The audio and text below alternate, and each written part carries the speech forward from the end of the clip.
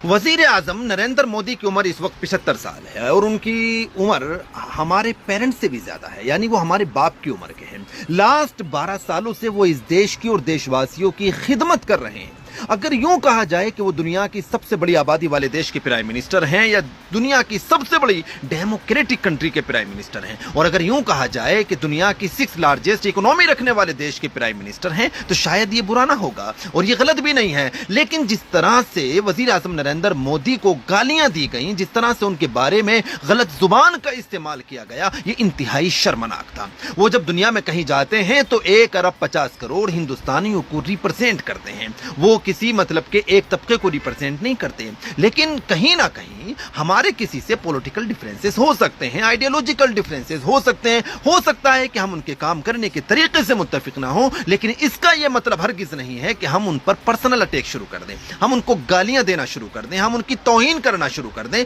वो उम्र में भी हमसे बड़े हैं, ओहदे में भी हमसे बड़े हैं और मुमकिन है कि इल्म में भी हमसे ज्यादा हों, तभी वो वहां पर पहुंचे हैं। तो इसका मतलब ये हरगिज नहीं है। और दूसरी चीज तो ये है कि ना तो हमारी तहजीब किसी को गालियां देना सिखाती है, ना हमारा मजहब किसी को गालियां देना सिखाता है, और ना हमारे हिंदुस्तान का कॉन्स्टिट्यूशन इस बात की इजाजत देता है कि आप किसी पर पर्सनल अटैक करते हुए उसको गलत जुबान इस्तेमाल करें या गालियां दें। जो लोग मतलब कि इस तरह की जुबान इस्तेमाल करते हैं, दरअसल वो अपने कैरेक्टर को शो करते हैं, वो अपनी घर की तरबियत को शो करते हैं कि वो कितने मतलब के गिरे हुए खानदान सिस्टम से उठकर के बाहर आए हैं कि वो इस तरह की गालियां देते हैं। मुझे ये बिल्कुल समझ में नहीं आया। बहैसियत हिंदुस्तानी होने के मैं इस पर बहुत शर्मिंदा हूं कि वजीर आजम नरेंद्र मोदी को गालियां दी गई। मेरे भी उनसे पॉलिटिकल डिफरेंसेस हैं, आइडियोलॉजिकल डिफरेंसेस हैं, मैं भी उनके बाज़ मर्तबा काम करने के तरीके से मुत्तफिक नहीं हूं, लेकिन मेरी तहजीब, मेरा मजहब, मेरे मुल्क का कॉन्स्टिट्यूशन मुझे इस बात की हरगिज इजाजत नहीं देता कि मैं अपने से उम्र में बड़े लोगों को या ओहदे में बड़े लोगों को